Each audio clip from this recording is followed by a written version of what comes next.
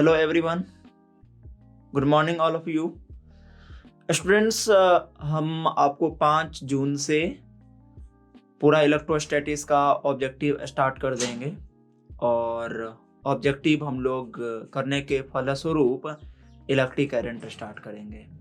कुछ बच्चों का कहना है कि इलेक्ट्रोस्टैटिक्स शुरू से पढ़ाया जाना चाहिए, तो उनसे हम ये कहना चाहेंगे कि देखो, हमने इलेक्ट्रोस्टैटिक्स क्लास में लगभग कैपेसिटर तक पढ़ा दिया था। कैपेसिटर में कुछ चीज़ें छूट गई थी, जिसमें एक बैच का तो कैपेसिटर लगभग ख़त्म हो चुका था। तो इसीलिए हमने क्या किया, सभी बैच को कैपेसिटर फिर से पढ़ाया यूट्यूब पे। आप जाके यूट्यूब पे देखो पिछले वाला वीडियो, तो उसमें हमने कैपेसिटर शुरू से लेकर अंत तक 20 लेक्चर में क्लियर कर दिया हूँ। अब रही बात एससीवी प्रॉब्लम्स की, तो उसमें हम 24 तक आपको पढ़ा चुके हैं। 24 में कुछ बच्चों का कहना था कि सर इसमें प्रॉब्लम्स है, तो 24 में जो दिक्कत है वो दिक्कत आपको केवीसी लॉ से है। तो केवीएल लॉ जो होता है वो आपको इलेक्ट्रिक करंट में विस्तार में हम समझाएंगे, लेकिन यहाँ पर आप 24 का जो प्रॉब्लम्स है उसको आर्म रेशियो सेम के आधार पर आसानी से बना लो। आर्म रेशियो सेम में हमने क्या बताया था कि देखो, भुजा रेशियो अगर बराबर है, जैसे वो प्रश्न हम आपको फिर से दिखाएं, तो ये ही प्रश्न है, कह रहा है कि convince yourself that part ABC of figure are identical. यहाँ जो बच्चों आपको 3 फिगर दिए हुए हैं ना, ये सब आइडेंटिकल है। आइडेंटिकल का मीनिंग हमने आपको समझाया था कि सब एक जैसा ही है, किसी भी फिगर में कोई अंतर नहीं है। ये सर्किट हुआ, ये सर्किट और ये सर्किट सब समान है, ठीक है। Find the capacitance between the point A and B of the assembly. इसमें कहा जा रहा है कि A और B के बीच आपको तुल्य धारिता इफेक्टिव कैपेसिटेंस निकालने। तो हमने क्या बोला था आपको पहले भी, आर्म रेशियो सेम हो। तो देखो, तो आर्म रेशियो सेम है ना, 1/3 कर दो इक्वल टू 2/6 करो, तो इनको काटने के बाद आपको पता चल जाएगा कि 1/3 इक्वल टू 1/3 हो जाता है, ठीक है बच्चों।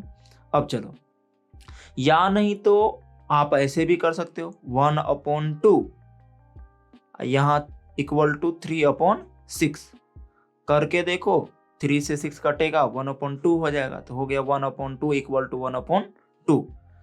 तब भी ये आर्म रेशियो सेम मिला। जब भी आर्म रेशियो सेम मिल जाता है तो इसको बैलेंस व्हिटस्टोन सेतु कहा जाता है डियर स्टूडेंट। जब बैलेंस व्हिटस्टोन सेतु हो तब क्या करना है, ये जो मिडिल में आपको 5 माइक्रोफेराड दिख रहा है कैपेसिटर, इनको काट के हटा देना है। जब इनको काट के हटा दोगे तो सिंपल सर्किट बन जाएगा। तब आसानी से आप इनको और इनको सीरीज में, इनको और इनको सीरीज में कर लोगे। जैसे हम आपको इनका कैलकुलेशन दिखा दें, देखो ऐसा बन के आएगा फिगर, वही फिगर है ना, ये 1 और 3 सीरीज में, 2 और 6 सीरीज में। अब इनको आसानी से कर सकते हो, 1 × 3/4, इनको डायरेक्ट ऐड करोगे, +2 × 6/6 to 8, और इनको कैलकुलेट करोगे तो आपको फाइनल आंसर कितना आएंगे, 2.25 माइक्रोफेराड। अगर आप भी कोई दिक्कत है तब तो आप भाई फिजिक्स पढ़ना ही छोड़ दो, क्योंकि फिजिक्स इतना कमज़ोर आपका नहीं होना चाहिए, बेसिक चीज़ आपको जानकारी होनी चाहिए। चलिए नेक्स्ट क्वेश्चन नंबर 25 पे चलते हैं। 25 कहा जा रहा है कि find the potential difference VA across BB between the points A and B so in each part of the figure। Dear students, यहाँ पर आपको 25 में देखो 4 पार्ट्स दिए हुए हैं, तो प्रत्येक में आपको VA के अक्रॉस, यानी A और B के अक्रॉस आपको पोटेंशियल डिफरेंस निकालना है। यहाँ भी निकालना है यहाँ भी निकालना है और यहाँ भी निकालना है। तो पहला पार्ट ए में देखो, ए और बी के बीच आपको पोटेंशियल डिफरेंस निकालना है। तो सबसे पहले तो इस सर्किट में कितने सेल है उसको देखना पड़ेगा।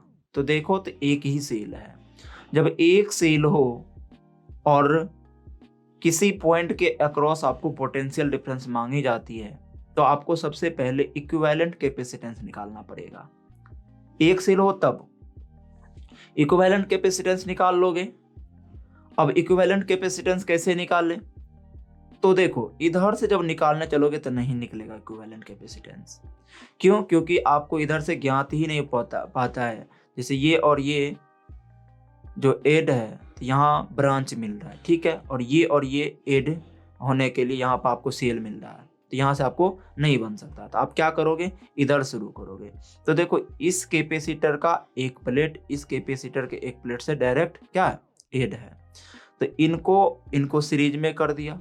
इनको सीरीज में कैलकुलेट करोगे तो 4 2 जा 8 अपॉन 4 2 6, यानी 8/6, काटोगे तो 4/3 हो जाएगा। तो ये खत्म करके कितना आया? 4/3। अब चलो, 4/3 और ये 4 हो गया आपको पैरेलल में। तो इनको करो तो 4 3 जा 12, 16/3, तो ये हो जाएगा 16/3 माइक्रोफेराड। यहाँ तक आ गया 16/3 माइक्रोफेराड। अब क्या करो, 16/3 और ये 6 आपको कौन सी में आ गया? सीरीज में। फिर इनको सीरीज में कर लो तो आपको इक्विवेलेंट कैपेसिटेंस निकल के आ जाएगा। तो इनको समय बचाने के लिए हमने यहां पे कर दिया। देखो, तो यहां से देखिए, ये और ये सीरीज में हुआ, ये करके कितना आया? 4/3 माइक्रोफेराड। अब 4/3 माइक्रोफेराड और ये 4 पैरेलल में है, इनको कैलकुलेट किया तो कितना आ गया? 16/3 माइक्रोफेराड। अब ये और ये हो गया आपको सीरीज में, इनको सीरीज में हमने किया तो कितना आ गया? 16/11 माइक्रोफेराड। 16/11 माइक्रोफेराड आने के बाद देखो, तो अब ये फर्स्ट स्टेप, सेकेंड स्टेप और थर्ड स्टेप में हमारा सर्किट बन के ऐसा आया। ये आपको आना चाहिए, ठीक है, ये आपको आना चाहिए बच्चों, क्योंकि हमने आपको पहले से बार बार सीरीज कनेक्शन और पैरेलल कनेक्शन में कैलकुलेट करने सिखा दिया है, ठीक है। तो यहाँ जब आ गए तो अब यहाँ से आपको Q निकल जाएगा। अब ध्यान दो कि जब यहाँ पे तुमको Q निकलता है तो ये Q चार्ज जो होगा वो चार्ज यहाँ से चलेगा। तो याद रखना है कि सीरीज में चार्ज समान होता है, चाहे कैपेसिटर डिफरेंट ही क्यों ना हो, चार्ज समान होता है।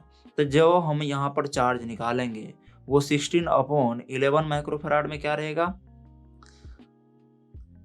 16/11 माइक्रोफेराड में वो चार्ज होगा। अब 16/11 जो टूटा है वो 2 भाग में टूटा, ठीक है। यहाँ से इस फिगर से थर्ड से हम सेकेंड पे चलते हैं, तो यहाँ भी चार्ज जो होगा वो चार्ज यहाँ भी होगा, यानी 16/11 में जो होगा वो चार्ज 2 और 16/3 में होगा, क्योंकि ये दोनों सीरीज में है। ये बात क्लियर हुई। अब देखो, अब हमें 2 से तो कोई लेना देना है नहीं, अब हमें लेना देना है कि 16/3 क्या भाग में डिवाइड हो गया? 2 भाग में। तो इनका जो चार्ज होगा वो चार्ज यहाँ भी जाएगा और यहाँ भी जाएगा। चूंकि ये और ये पैरेलल में है, तो पैरेलल में याद रखना है कि चार्ज जो होता है वो कैपेसिटेंस के रेशियो में होता है। हमने क्या बोला कि 16/3 जो टूट के 2 कैपेसिटर यहाँ दिख रहा है आपको बच्चों, ये कौन सी में है? ये पैरेलल में है। तो पैरेलल में चार्ज तो समान नहीं होता है, डिफरेंट होता है। तो जब चार्ज अलग अलग होता है तो वो किस रेशियो में होगा? तो आपको याद रखना है कैपेसिटेंस के रेशियो में होगा। तो 4/3 जब इनका रेशियो निकालोगे तो मैथमेटिकल आपका रेशियो निकलेगा 3:1। अब इसका मीनिंग क्या निकल के आता है 3:1 का? कि देखो 3/1, यानी यहाँ पर जो आपको चार्ज निकला है वो चार्ज का 1/4 इस पे होगा और 3/4 यहाँ होगा, और ये 1/4 यहाँ चार्ज होगा, 3/4, यानी कि 3/4 इस पे चार्ज होगा, 1/4 यहाँ, 3/4 यहाँ। तो सबसे पहले अब इससे भी कोई लेना देना आपको नहीं है, अब लेना देना है ये 4/3 माइक्रोफेराड वाले कैपेसिटर पे चार्ज से।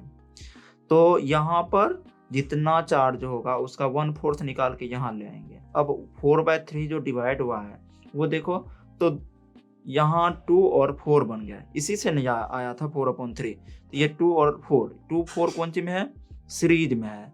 तो जो चार्ज इसका होगा 4/3 पर, वही चार्ज 2 माइक्रोफेराड और 4 माइक्रोफेराड पे होगा। अब आसान हो गया कि यहाँ पर अब चार्ज का वैल्यू आ गया। जब 4 माइक्रोफेराड वाला पे चार्ज भी आ गया, यहाँ Q भी आ गया और C भी आ गया। अब आपको भी आसानी से निकल जाएंगे, क्योंकि V इक्वल टू होता है Q/C। पुट कर देंगे, आपको निकल जाएगा। यानी आपको यहाँ तो कह रहा है कि अक्रॉस A और B के, A अक्रॉस B के आपको पोटेंशियल निकालने हैं, यानी VA माइनस अक्रॉस VB, ये कह रहा है निकालने वाट। तो यहाँ पे एक चीज बताइए, तो आपको V निकालने के V इक्वल टू फॉर्मूला क्या पढ़े हैं, Q/C। तो C तो मालूम है पर आपको Q मालूम नहीं है। तो Q मालूम करने के लिए आपको क्या करना पड़ेगा, तो सबसे पहले ये सभी का इक्विवेलेंट कैपेसिटेंस निकालना है, जो निकल के आता है 16/11 माइक्रोफेराड। अब यहाँ पर Q निकाल लो, तो हम Q आपको निकाल के दिखा देते हैं कितना होगा। देखो Q इक्वल टू फॉर्मूला क्या होता है, C का वैल्यू कितना है 16/11 मल्टीपल V का वैल्यू 12। जब इसको मल्टीपल करो तो 192/11 माइक्रोकुलम। यहाँ पे चार्ज कितना आया, 192/11 माइक्रोकुलम। ये चार्ज जो दिख रहा है, ये 16/11 2 पार्ट में डिवाइड हुआ है, यही 2 और 16/3, इसी से न करके आपको इतना आया था इक्विवेलेंट कैपेसिटेंस। तो ये और ये कौन सी में है, सीरीज में है। तो ये वाला जो चार्ज आपको दिख रहा है 192/11 माइक्रोफेराड, ये चार्ज इसमें भी होगा और इसमें भी होगा। चूंकि ये दोनों कौन सी में है, सीरीज में, इसलिए इसमें भी 192/11 माइक्रोफेराड, इसमें भी 192/11 माइक्रोकुलम चार्ज। तो दोनों में चार्ज समान होगा। अब देखो, अब इससे तो हमको कोई लेना देना नहीं, 2 माइक्रोफेराड वाला से कोई लेना देना नहीं है। किससे, 16/3 माइक्रोफेराड वाला से। ये कितने भाग में, ये किससे प्राप्त हुआ है, ये प्राप्त हुआ है 4 और 4/3 से। अब ये दोनों सीरीज में तो नहीं है, कौन सी में, पैरेलल में। तो पैरेलल में चार्ज जो होता है वो कैपेसिटेंस के रेशियो में होता है। यहाँ पे कैपेसिटेंस क्या है, तो ध्यान से देखिए, तो कैपेसिटेंस है 4/3। इसका रेशियो निकालो तो कैसे होगा, तो इसका रेशियो देखो, 4 3 जा 12 रेशियो 4 आया, इसको काट दो तो कितना हो जाएगा, 3:1, यानी C1 रेशियो C2 के रूप में चार्ज होता है, Q1 रेशियो Q2। ठीक है बच्चों, ये आपको पैरेलल में याद रखना है। तो देखो C1 रेशियो C2 जो निकला, इसी आधार पर चार्ज होगा, यानी कि 3/4 चार्ज तो 4 माइक्रोफेराड पे होगा और 1/4 होगा 4/3 माइक्रोफेराड पे। तो यहाँ पर हम चार्ज निकाल लेंगे। तो चार्ज कैसे निकलेगा, देखो बच्चों, Q का वैल्यू कितना, Q,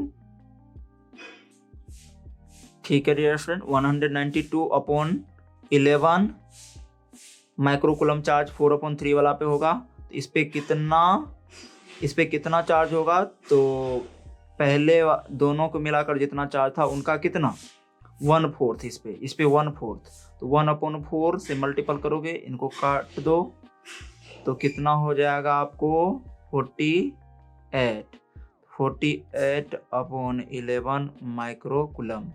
तो यहाँ पर चार्ज कितना आया, 48/11 माइक्रोकुलम किस पे आया, 4/3 माइक्रोफेराड वाले कैपेसिटर पे। अब एक बात ध्यान से सुनो कि 4/3 माइक्रोफेराड जो है वो किससे प्राप्त हुआ है, तो वो प्राप्त हुआ है 2 और 4 माइक्रोफेराड जो सीरीज में है उससे प्राप्त हुआ है ना। तो ये दोनों कौन सी में है, सीरीज में है, 2 माइक्रोफेराड और 4 माइक्रोफेराड सीरीज में है। तो ये चार्ज क्या यहाँ पे डिस्ट्रीब्यूट होगा, नहीं। 48/11 माइक्रोकुलम चार्ज 2 माइक्रोफेराड पे भी होगा और 4 माइक्रोफेराड पे भी। तो हमको यहाँ पे Q का वैल्यू आ गया, 4 माइक्रोफेराड पे Q का वैल्यू कितना आया, 48/11 माइक्रोकुलम। अब हमको यहीं पे भी निकालना है A और B के क्रॉस। तो V इक्वल टू Q/C होता है। तो Q का वैल्यू कितना आया बताओ, तो Q का वैल्यू यहाँ पे आ गया आपको 48/11। ठीक है, और इसमें डिवाइड कर दो किससे, सी का वैल्यू कितना है यहाँ पे, सी का वैल्यू है 4, 4 से डिवाइड करो तो यहाँ पे 4 1 जा 4, 4 2 जा 8, तो आंसर आया 12/11 वोल्ट। ये आंसर आपका आया। ठीक है, अब चलते हैं 25 का सेकेंड पार्ट क्या कह रहा है। हेलो स्टूडेंट्स, ये बी पार्ट में कहा जा रहा है, ये 45 का बी पार्ट, 45 का बी पार्ट में ये फिगर दिख रहा है। ये सर्किट में कहा जा रहा है ए और बी के अक्रॉस पोटेंशियल निकाल लें। तो बच्चों हम हर बार आपको समझा दें कि देखो पोटेंशियल जब भी चाहिए तो V इक्वल टू फॉर्मूला क्या होता है, Q अपॉन C। अब यहाँ देखो, यहाँ C का वैल्यू तो दिया है पर Q तो नहीं दिया ना, तो Q नहीं दिया है तो क्या करना है, सबसे पहले और एक सेल हो कनेक्ट तब क्या करना है, इक्विवेलेंट कैपेसिटेंस निकाल के आपको बारी बारी से बैक चलते हुए जाना और चार्ज को डिस्ट्रीब्यूट करना है। पैरेलल में है तो C1 रेशियो C2 यानी कैपेसिटेंस के रेशियो के आधार पर चार्ज को डिस्ट्रीब्यूट करना है, और जब सीरीज में हो तो आप क्या करो, वो चार्ज बदलता ही नहीं है, जो निकल के आया इक्विवेलेंट पे वो दोनों पे होगा। ठीक है, ये बात आपका क्लियर है। तो यहाँ पे देखो, तो यहाँ पर ये भी सेल है और ये भी सेल है, दो सेल है। अब यहाँ पे आप क्या करेंगे, तो देखो जब सेम पोलैरिटी चार्ज का सेल का ऐड हो तब क्या करना, हम लोग उनको दोनों को आपस में कंबाइन करके निकाल लेते हैं, माइनस कर देते हैं। ठीक है, तो यहाँ देखो ये माइनस से ये माइनस कनेक्ट है सेल का, ये प्लस से प्लस कनेक्ट है, तो आप क्या करना 24 से 12 को माइनस कर दोगे, तो माइनस करने के बाद क्या हुआ, वही फिगर फिर बन के आ गया ऐसा। देखो कितना आया 12 वोल्ट, क्योंकि यहाँ 12 वाला है तो 12 वाला के पास 12 वोल्ट आ गया। ठीक है, ये आप भी समझ सकते हो। अब यहाँ देखो ये 2 हो गया और ये 4 हो गया, यहाँ ये पॉइंट आपका A है और ये पॉइंट आपका B है, इसी के अक्रॉस आपको पोटेंशियल डिफरेंस निकालना है। तो पोटेंशियल डिफरेंस तो निकालना है, पर क्या करोगे 2 माइक्रोफेराड और 4 माइक्रोफेराड, देखो तो इनका प्लेट डायरेक्ट कनेक्ट है, कहीं भी आपको पार्ट यहाँ पे आपको ब्रांच मिला नहीं मिला, तो आप कह सकते हो कि 2 माइक्रोफेराड और 4 माइक्रोफेराड सीरीज में है, तो सीरीज में है तो इसका इक्विवेलेंट कैपेसिटेंस निकाल लो, तो 4 2 जा 8 अपॉन 4 2 6 डिवाइड करके कितना आ गया 4/3 माइक्रोफेराड। अब ये इक्विवेलेंट कैपेसिटेंस बन के आ गया।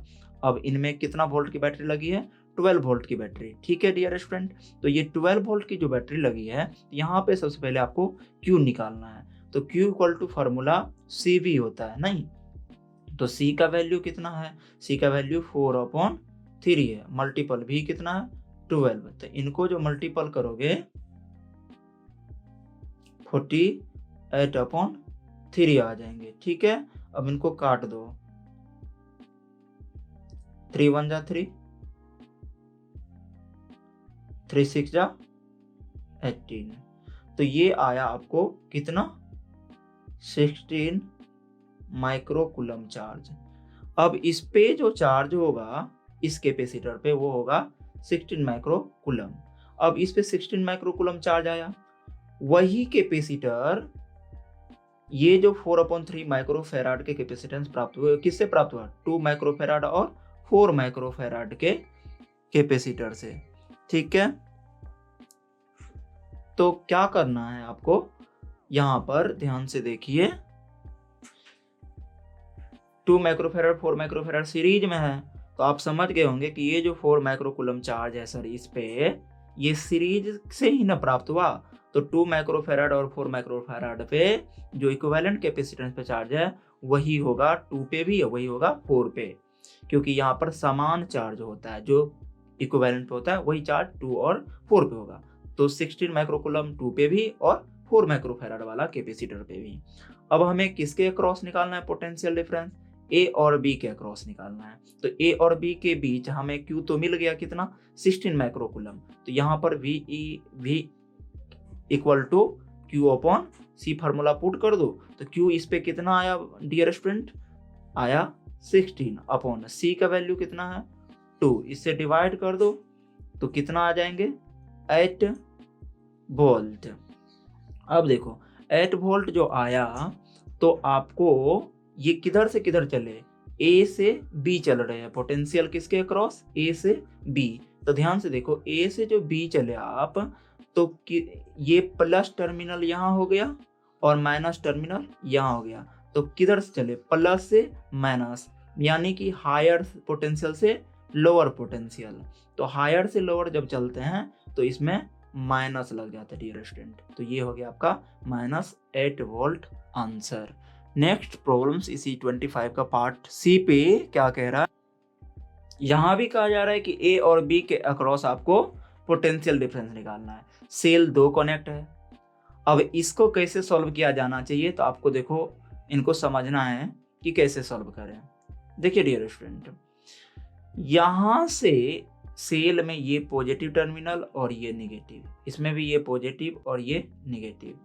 तो इनको सॉल्व करने के लिए आपको केवीएल लॉ लगाना होगा। कौन सा लॉ, केवीएल लॉ। अब ये किरचॉफ वोल्टेज लॉ तो आपको मालूम नहीं है, ये करंट इलेक्ट्रिसिटी में आपको बताएंगे। बच्चों इसमें है क्या, फाइनली थ्योरी इसका कहना है कि आप कोई एक लूप बना लीजिए और उस लूप में जितने सारे डेल्टा भी है पोटेंशियल डिफरेंस, उनका सम जो है ना वो 0 होता है, ठीक है। और एक लॉ और है किरचॉफ साहब का, केसीएल लॉ, यानी Kirchhoff's current law, charge law. उस लॉ में कहा जाता है कि sum of incoming current equal to sum of outgoing current जो होता है वो आपस में इक्वल होता है। तो हम केवीएल लॉ से इनको सॉल्व करेंगे। अब इसको आप देखो तो यहाँ से चार्ज चलेगा प्लस से, ठीक है। तो प्लस से जो चार्ज चलेगा तो प्लस क्यू, तो ये चार्ज ऐसे होते हुए आएगा और इस पे हमने प्लस क्यू दे दिया, तो इस पे क्या होगा, माइनस क्यू हो जाएगा। उसी प्रकार सिमिलरली यहाँ भी होगा, क्योंकि ये सिमेट्री से देखो तो 2 वोल्ट यहाँ भी है, 2 माइक्रोफेराड, सिमेट्रिकल यहाँ भी क्या हो जाएगा, ये नेगेटिव, यहाँ माइनस क्यू और यहाँ पे प्लस क्यू, ठीक है। अब क्या करो, केवीएल लॉ से आप एक लूप ले लो आप एंटी क्लॉक या क्लॉकवाइज कैसे हुए चल सकते हो। तो चलो हम ऐसे चलते हैं, ऐसे चलते हुए ये पूरा ले लेते हैं यहाँ तक, ठीक है। और यहाँ पर आते हैं, मतलब इस बिंदु से चलते हैं, अब पुनः घूम करके इस बिंदु पर आते हैं, ठीक है। तो देखो, और वोल्टेज को हम लोग एज्यूम करते हैं, तो क्या हो जाएगा, यहाँ से चलते हैं तो इस पे आए, जैसे ही इस पे आओगे, चलो ए से चलते हैं, घूम के ए पे ही आना है, ए से चलेंगे और घूम के कहाँ आना है, ऐसे करके घूम करके पुनः ए पे आना है और सभी वोल्टेज को जोड़ना है। तो माइनस से कहाँ चले, प्लस पे, ये माइनस से प्लस पे चले, तो माइनस पे जो प्लस पे चलोगे, यहाँ प्लस में एज्यूम करोगे, तो +2 वोल्ट, यहाँ का वोल्टेज कितना, 2। चलिए अब हम यहाँ आते हैं, तो यहाँ पे हमें मिलता है फिर वोल्टेज, तो यहाँ पे वोल्टेज प्लस से कहाँ चलेंगे डियर स्टूडेंट, माइनस पे। तो प्लस से जो माइनस पे चलते हैं, तो आपको पता होगा प्लस से माइनस पे जाने पर माइनस आ जाता है, तो प्लस माइनस माइनस, क्योंकि जोड़ने का होता है, तो यहाँ पे माइनस आ जाएगा, Q अपॉन C होता है, वोल्टेज इक्वल टू फार्मूला, क्योंकि यहाँ पे वोल्टेज दिया नहीं है, तो वोल्टेज का फार्मूला क्या होगा, Q अपॉन, तो यहाँ का Q अपॉन C का वैल्यू 2। फिर इस पे प्लस से माइनस चले, तो प्लस से माइनस निगेटिव हो जाएगा, क्योंकि हायर से लोअर पोटेंशियल गए, तो माइनस, यहाँ भी Q अपॉन कितना हो जाएगा डियर स्टूडेंट, ये कितना है, C का वैल्यू 2। अब फिर ये घूमते हुए यहाँ पे आए, माइनस से कहाँ चले, प्लस पे, तो ये यहाँ पे हो जाएगा +2, वोल्टेज ये डायरेक्ट है, इक्वल टू क्या करना है, 0 करना है। तो ये अब इनको हम लोग आगे करते हैं, तो इसका एलसीएम 2 आ जाएगा, ये हो जाएगा 2 2 जा 4 -Q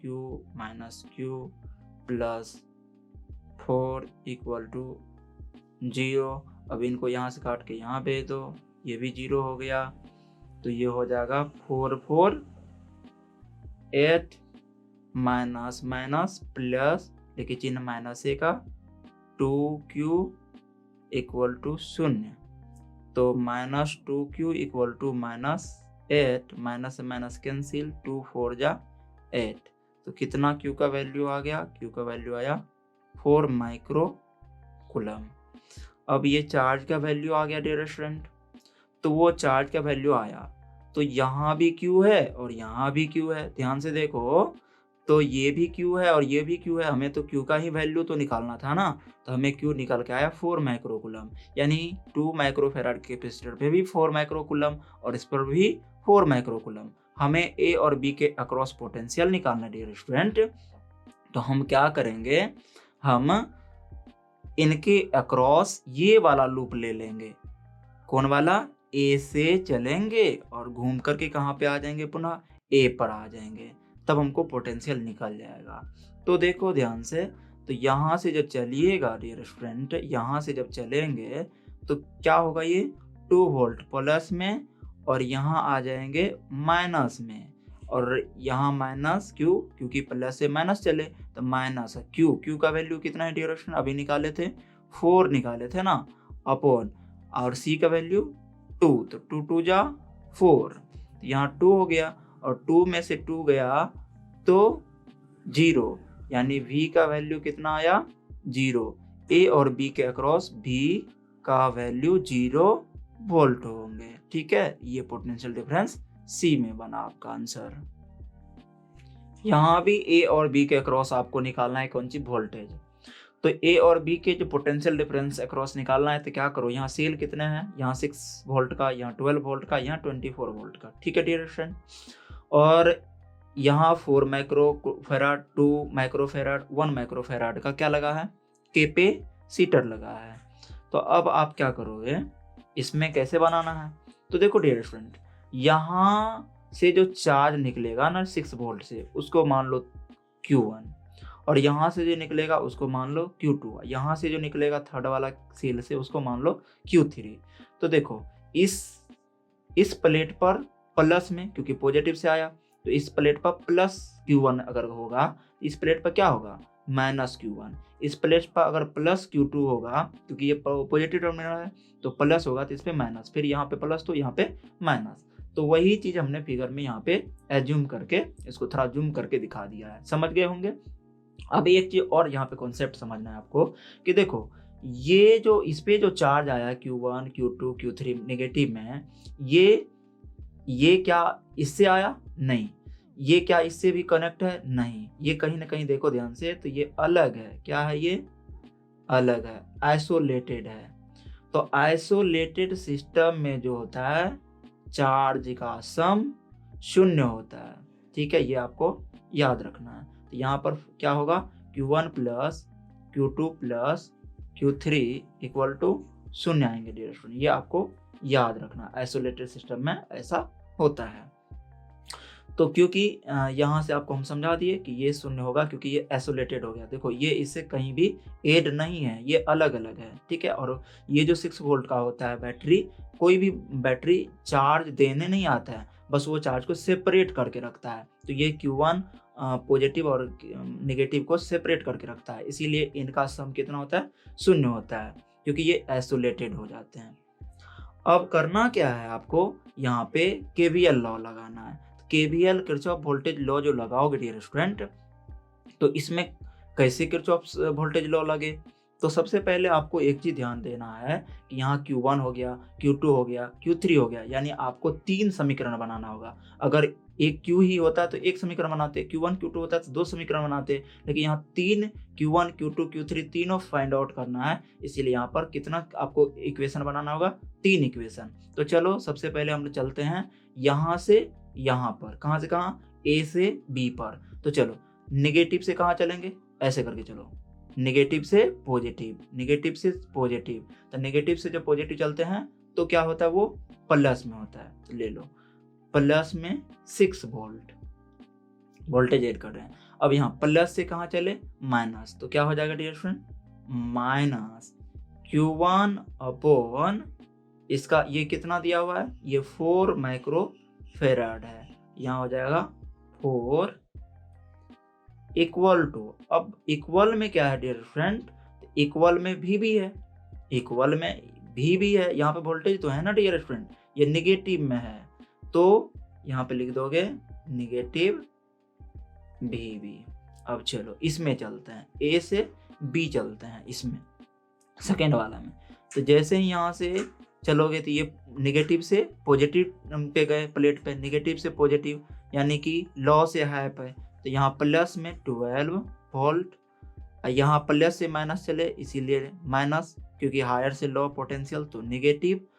यहाँ पे Q2 अपॉन C का वैल्यू कितना है डियर फ्रेंड, तो यहाँ पे है C 2 माइक्रो फैराड, तो यहाँ पे दे दो 2 इक्वल टू माइनस VB, क्योंकि ये तो VB है माइनस में।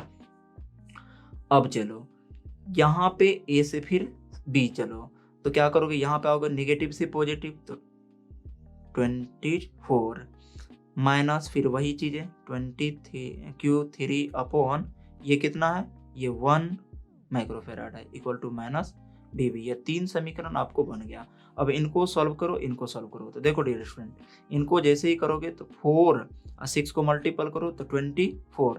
तो इनको हम करके यहाँ दिखा देते हैं, क्या हो जाएगा ये वाला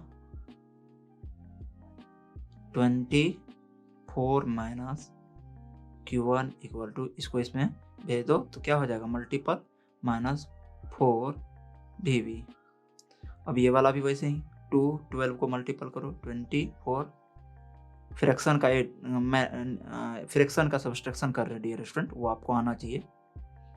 2 इक्वल टू माइनस 2 VB, और ये करोगे तो 24 minus Q3 equal to minus VB।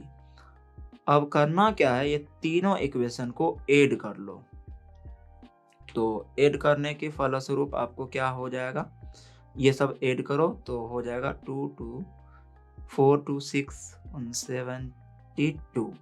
72, ये हो जाएगा आपको माइनस कॉमन ले लो तो हो जाएगा Q1 plus Q2 plus Q3 equal to, इसमें हो जाएगा 4 2 कितना होगा 6 1 7 माइनस 7 VB, ये आया।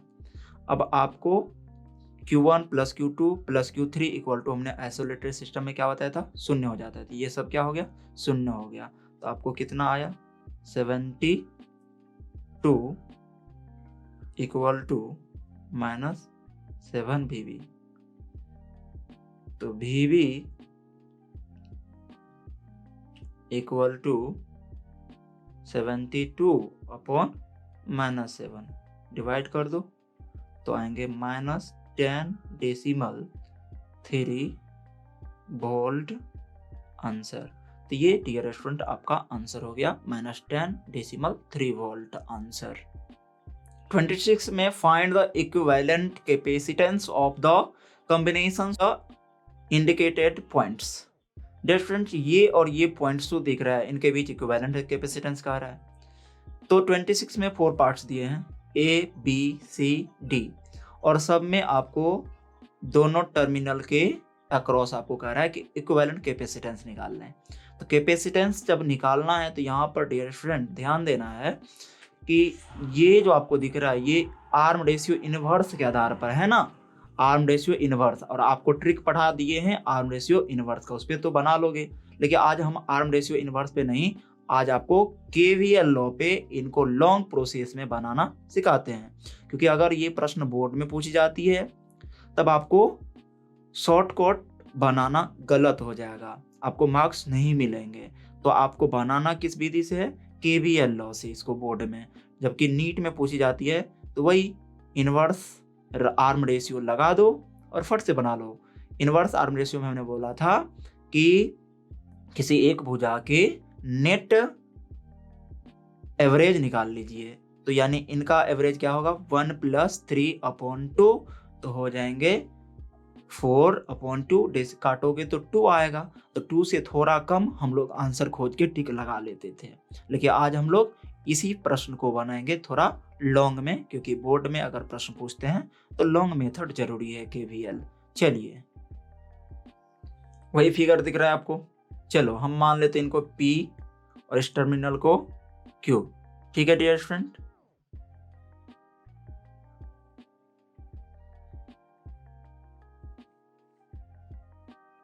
और यहाँ आपको दिख रहा होगा कि पी क्यू मान है। तो सबसे पहले आपको करना क्या है, इसको लॉन्ग प्रोसेस में बनाने के लिए केवीएल लॉ कहता है कि दोनों टर्मिनल के साथ आपको एक भी वोल्ट की सेल को ऐड कर लेना है। वो वोल्ट 10 भी ले सकते हो, 100 ले सकते हो, कुछ भी ले सकते हो, लेकिन हम लोग अक्सर 10 वोल्ट लेते हैं डियर स्टूडेंट। 10 वोल्ट का एक सेल कनेक्ट कर दिया, ठीक है। ये पॉजिटिव टर्मिनल हो गया, ये नेगेटिव। तो इनको जैसे ही ऐड किए तो इनके पॉजिटिव टर्मिनल से हमने चार्ज को डिस्ट्रीब्यूट करने का काम किया। देखो, तो यहाँ जो चार्ज आया तो हमने सोचा इधर गया Q2 चार्ज, इधर गया Q1, यानी Q चार्ज दो भाग में डिवाइड हो गया, Q1 और Q2 में।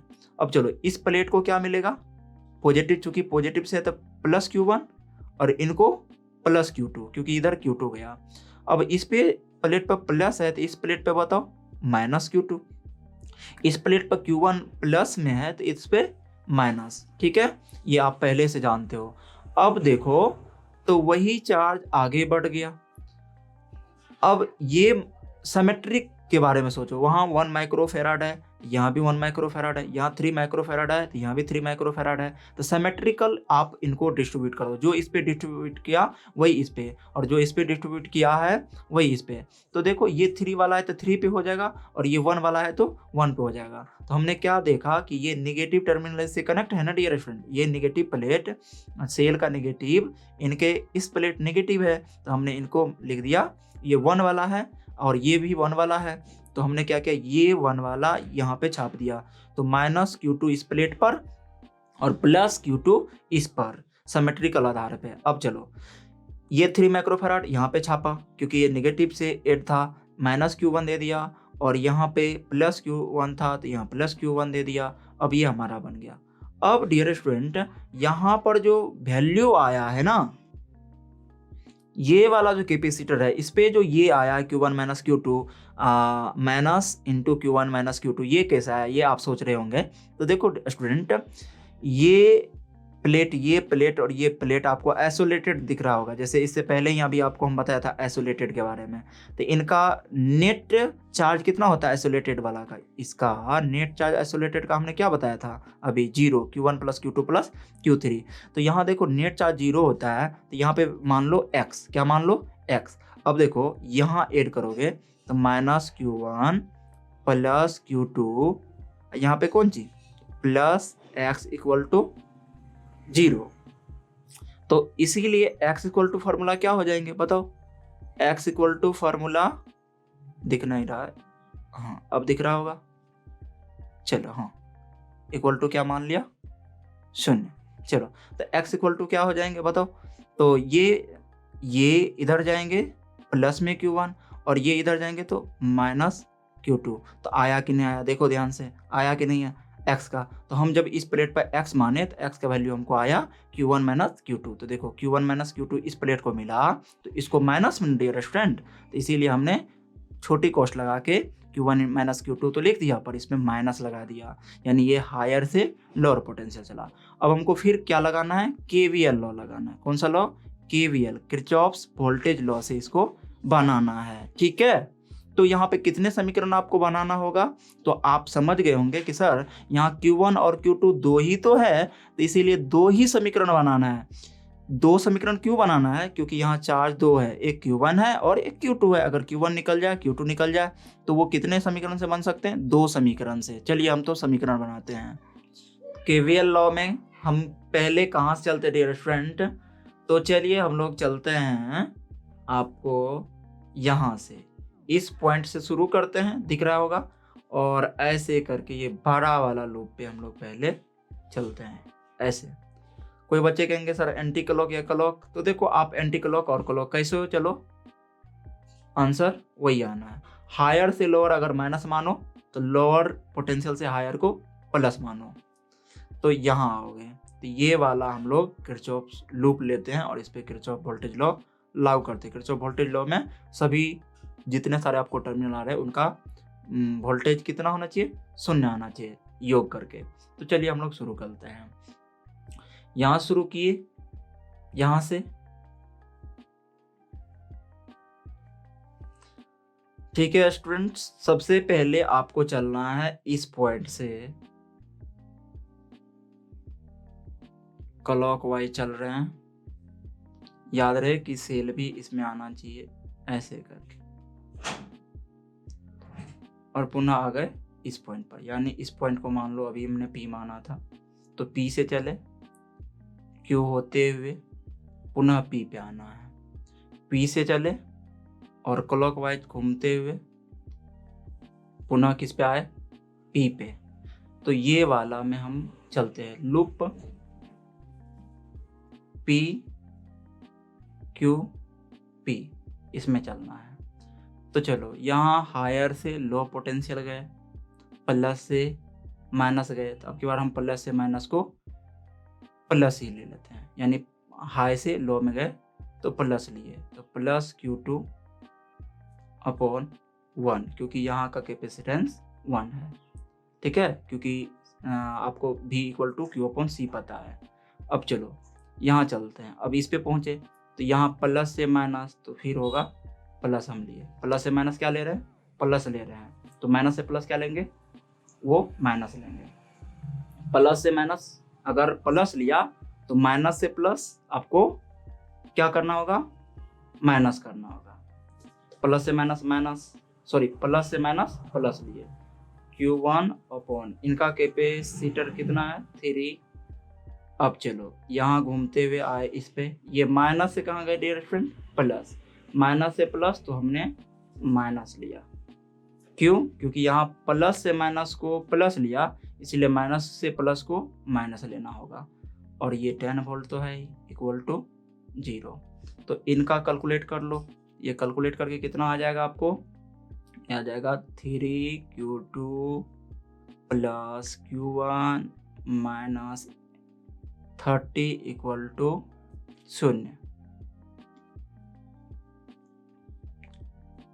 और 3Q2 plus Q1 equal to minus इधर जाएगा तो प्लस, ये इक्वेशन हो गया आपको फर्स्ट। ठीक है डियर फ्रेंड, अब नेक्स्ट हम चलते हैं लूप।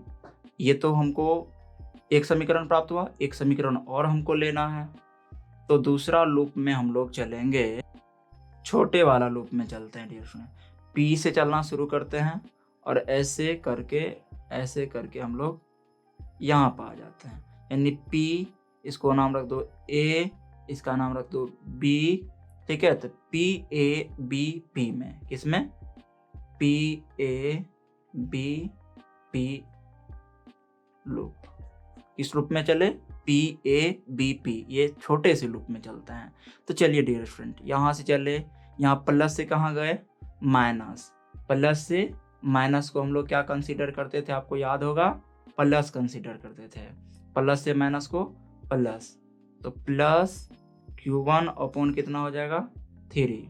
अब चलो इस पे आओगे तो कहाँ चल रहे हो, प्लस से कहाँ जा रहे हो, माइनस, प्लस से माइनस को प्लस लेते थे, Q1 माइनस Q2 अपॉन कितना डियर फ्रेंड 4, क्योंकि ये 4 माइक्रो फेराड का है। छोटी कॉस्ट लगाना होगा हमको, लगा दिए। अब चलिए डियर फ्रेंड, अब चला है किस पे, ये वाला कैपेसिटर पे, तो यहाँ माइनस से कहाँ जा रहे हैं, प्लस, माइनस से प्लस को हम क्या कंसीडर करेंगे, तो माइनस कंसीडर करेंगे, तो Q2 अपॉन 1 इक्वल टू 0। अब इनको हम करते हैं, आगे क्या होगा डियर फ्रेंड, ये एलसीएम ले लो, तो जैसे एलसीएम ले लोगे तो क्या आ जाएगा आपको, एलसीएम 12 आ जाएंगे, क्या आ जाएंगे 12। अब 3 4 जाओ तो 4 से इसमें मल्टीपल हो जाएंगे, तो 4 से मल्टीपल करोगे तो 4Q1 plus 3Q1 minus 3Q2, यहाँ माइनस 4 से 12 से मल्टीपल होंगे, तो 12Q2 इक्वल टू कितना डियर फ्रेंड 0। अब क्या करो, यहाँ से इनको भगाओ और यहाँ पे भेज दो, तो ये हो गया आपको 7Q1 plus 15Q2 equal to 0। क्यों, ये भी तो Q1 है, ये भी, तो ये दोनों ऐड कर लिया, और ये भी minus minus plus, minus minus plus पर साइन किसका होगा डियर स्टूडेंट, माइनस का 15 Q2 इक्वल टू 0। अब ये इक्वेशन Q2 यहाँ से निकाल लो डियर फ्रेंड, तो Q2 इक्वल टू कितना हो जाएगा 7 Q1 अपॉन 15। ये हो गया आपका इतना। Q2 का वैल्यू Q1 इक्वेशन फर्स्ट में पुट करो, तो पुट करोगे ना Q2 का वैल्यू इक्वेशन फर्स्ट में, तो आपको जो आंसर आएगा वो करके देख लो, वीडियो लंबा हो रहा है डियर फ्रेंड। तो Q1 का वैल्यू आएंगे 25 अपॉन 2 माइक्रो कूलम, और Q2 आपको बन के आएंगे 35 अपॉन 6 माइक्रो कूलम। ये Q1 निकल गया और Q2 निकल गया, Q1 Q2 निकल गया। तो हमने क्या पढ़ा था, Q equal to Q1 plus, ये फार्मूला जानते हो, Q1 प्लस Q2। तो Q1 Q2 को ऐड करोगे डियर फ्रेंड, तो वो आएगा 110 अपॉन 6 माइक्रो कूलम, ये आ गया। अब चलो Q तो आपको मालूम हो गया, Q जैसे ही मालूम हो गया तो Q इक्वल टू फार्मूला क्या होता है, Q इक्वल टू CV होता है। तो V इक्वल टू क्या होंगे, Q upon C equal to, sorry C ना निकालना डियर फ्रेंड, तो C equal to Q upon V। Q का वैल्यू क्या है 110 अपॉन 6। अब V का वैल्यू कितना है, कितना वोल्ट की बैटरी को कनेक्ट करा, 10 वोल्ट का, 10 ये कैंसिल हो जाएंगे, तो कितना आएगा 611 अपॉन 6 माइक्रो फेराड। ये आया आपको इक्विवेलेंट कैपेसिटेंस। 26 का भी A यहाँ पे P मान लो और इसको Q मान लो, इसी के अक्रॉस आपको इक्विवेलेंट कैपेसिटेंस निकालना है डियर फ्रेंड। तो ये जो आपको प्रॉब्लम्स है ना, ये कुछ अलग टाइप का, ये आपसे जल्दी नहीं बनेंगे। क्यों नहीं बनेंगे, क्योंकि इसका कॉन्सेप्ट कुछ अलग है। देख लो स्टूडेंट, ये जो आपको दिख रहा है ये स्टार होता है, तारा इसको बोलते हैं। देखो तारा का आकार, इसको हम कैसे तारा के आकार में कन्वर्ट किए, ऐसे कर दिए, ठीक है, तारा के आकार में कन्वर्ट कर दिए। अब यहां से ध्यान से देखिए, तो स्टार के रूप में जो ये कन्वर्ट हुआ, नहीं दिख रहा होगा, हाँ अब ठीक है। चलिए, तो ये स्टार हो गया, देखो कैसे, ये 1 हो गया और ये कितना हो गया 3 माइक्रो फेराड। डियर स्टूडेंट, हम माइक्रो फैक्रो छोड़ देते हैं, अभी आपको सिखा रहे हैं। ये 4 है और ये 1 है और ये 3 है, यही वाला फिगर है, इनको स्टार रूप में लिखा है। अब स्टार टू ऐसे प्रॉब्लम्स को स्टार टू आपको डेल्टा बना लेना। डेल्टा का तो आपको पता ही होगा कि डेल्टा कैसा होता है, तो डेल्टा होता है ऐसा चिन्ह होता है ना, ये डेल्टा होता है।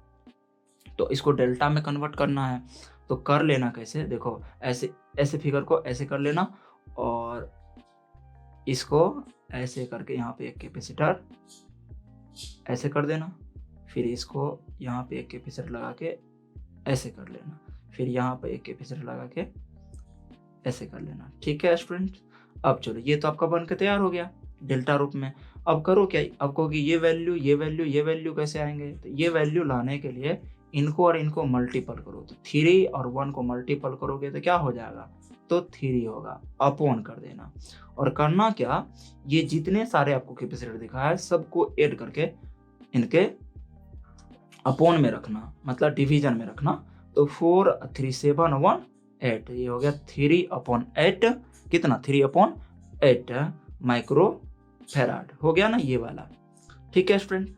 अब चलो, अब ये वाला भी कैसे, तो ये बन गया आपका डेल्टा।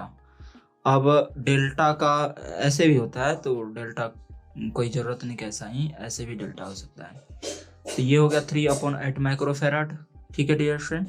और इनको कैसे प्राप्त किया जाए, तो इनको मल्टीपल करो, तो 3 4 3 जा 12 आ गया, अपॉन ये, फिर इस पे अपॉन में क्या रखना है, तो सबको ऐड करके रख दो, तो 4 3 7 1 8, इनको डिवाइड कर दो, तो ये हो जाएंगे 4 3 जा 12, 4 2 जा 8, यानी 3/2 माइक्रो फेराड, ठीक है।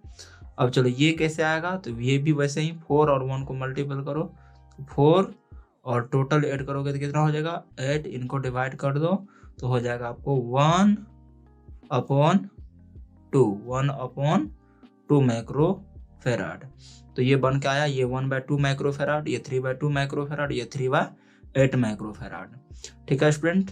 अब इनको आप भूल जाओ, इनको क्या करो, ये मिडिल में जो आपको है इनको भूल जाओ और इसको उठा के और इनको हटा के यहाँ से मूव करके पुट कर दो। तो इनको हमने मूव किया और ये डायग्राम आपको बन के आया। देखो 1, 3 और 4 जो स्टार था उसको किस में कन्वर्ट कर लिया, डेल्टा में, और वो डेल्टा पुट किया यहाँ पे। तो ये आपको डेल्टा दिख रहा होगा डियर स्टूडेंट, ये डेल्टा है, यही तो डेल्टा है वो वाला।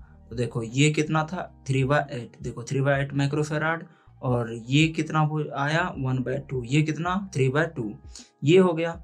अब चलो ये भी तो स्टार है, ये 3, 4, 1 स्टार है, तो स्टार को फिर डेल्टा में, तो जिधर 1 था उधर 1 वाला का वैल्यू पुट किया, और ये देखो 3 है, ये 1 है, तो इसके सिमेट्री इनका ही ना, ये 3 है तो यहाँ 1 है, तो 3 वाला का जो वैल्यू होगा वो इधर और इसका वैल्यू इधर। तो देख लो जो 3/2 था उसको इधर रखा और जो 1/2 था उसको इधर। ऐसा क्यों रखा, क्योंकि देख लो यहाँ 3 माइक्रोफेराड वाला तो यहाँ 1 माइक्रोफेराड वाला, यहाँ 1 वाला तो यहाँ 3 वाला। तो हमने क्या किया, यहाँ 3/2 तो यहाँ 1/2, और यहाँ 1/2 तो यहाँ 3/2, और 3/8 यहाँ कर दिया। अब ये फिगर आसान हो गया। अब देखो 3/2, 1 और 1/2 ये कौन सी में है, पैरेलल में, ये भी कौन सी में है, पैरेलल में। पैरेलल में डायरेक्ट एट होता है 3/2 + 2 + 1/2 करोगे ना तो आपको आ जाएंगे कितना, 4 माइक्रोफेराड। इसको भी करोगे तो कितना आ जाएगा, 4 माइक्रोफेराड। अब 4 × 4 अपॉन 4, 4 ऐड करो तो 2 आ जाएंगे इनका। तो ये फिगर बन के अब ऐसा आ जाएगा। ठीक है डियर फ्रेंड, जब ऐसा आ जाएगा तो अब इनको ऐड कर लो। तो यानी सी इफेक्टिव चाहिए, तो सी इफेक्टिव जो आएगा 3/8 + 2 + 3/8, एलसीएम कितना आ जाएगा 8, और इनको 3 + 8 2 = 16 + 3, तो ये हो जाएगा 22 कितना 8, 11/4 माइक्रोफेराड आंसर आ रहा है डियर स्टूडेंट। 26 में भी कहा जा रहा है कि ये मान लो P और ये मान लो Q, इसी के बीच इक्विवेलेंट कैपेसिटेंस निकालना है। तो डियर स्टूडेंट 2/4 करो, 4/8 करो, तो आप पाओगे कि ये आर्म रेशियो सेम पे है। तो ये मिडिल वाला काट के हटा दो, तो हटाओगे तो फिगर कुछ ऐसा आएगा। अब ये बहुत ही आसान हो गया, ये आप बना सकते हो। ये और ये सीरीज में तो ये आया 4/3 इफेक्टिव, और ये 4/8 सीरीज में तो इसका आएगा 8/3 माइक्रोफेराड इफेक्टिव। ये 4 तो 4, अब ये सब पैरेलल में है, पैरेलल में डायरेक्ट इनको ऐड कर लो। तो ऐड करने के बाद आपको डायरेक्ट आ जाएंगे सी इफेक्टिव कितना आ जाएंगे 8 माइक्रोफेराड। ठीक है, ये आप करके देख लो, क्योंकि अब तो ये पैरेलल में डायरेक्ट सबको ऐड करो। 4/3 + 8/3 + 4 = कितना आंसर आएंगे 8 माइक्रोफेराड। ये 26 का डी पार्ट क्या कह रहा है, इसमें भी कह रहा है कि P और Q के बीच इक्विवेलेंट कैपेसिटेंस निकालना है। इफेक्टिव कैपेसिटेंस कैसे निकलेगा डियर फ्रेंड, तो 2/4 करो, 4/8 करोगे तो पाओगे कि ये क्या है, आर्म रेशियो सेम, इसीलिए ये 6 हट जाएगा। उसी प्रकार ये 6 हटेगा, ये 6 हटेगा, क्योंकि ये सब का आर्म रेशियो सेम मिल जाएगा। यहाँ भी करो 4/4 8/8, तो ये भी आर्म रेशियो सेम है इसलिए हटा। 4/2 8/4, ये भी आर्म रेशियो सेम मिला इसीलिए हटा। यानी ये बैलेंस वितरण सेतु होने कारण ऐसा हुआ था, सबके मिडिल से 6 माइक्रोफेराड हट गया। तब तुरंत देख लो, तो ये और ये कौन सी में हो गया, सीरीज में, ये भी सीरीज में, ये भी सीरीज में, ये भी सीरीज में, इसको खत्म किया 4/3, ये 8/3, ये 8/3 और ये 4/3।